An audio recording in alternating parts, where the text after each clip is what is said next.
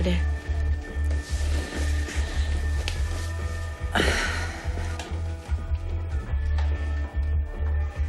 De synes alle sammen, at det var tosset, at jeg begyndte at læse igen.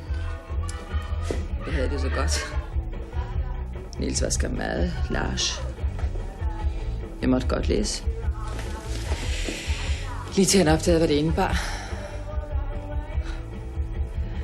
Der var ikke mad på bordet, når han kom hjem om aftenen. Jeg var træt samtidig. Jeg orkede ikke altid at høre på hans bekymringer. Det var skam svært for mig at følge med i starten. Det ene med det andet. Så fandt han sig en veninde.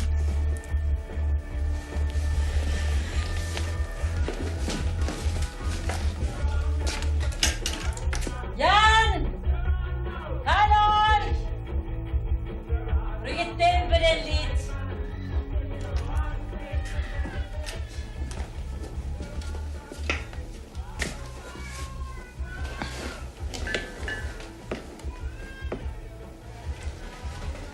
Jeg venter barn. Jeg har ikke lyst til at få nogle barn. Hvad har du så lyst til? Det vet jeg ikke. Jeg kan godt lide Bengt.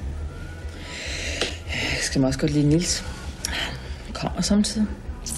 For at søge trøst. Jeg vet ikke, hvad jeg skal gøre. Bange for konsekvenserne, ikke? Når du ikke prøver, så ved du ikke, om du kan klare det.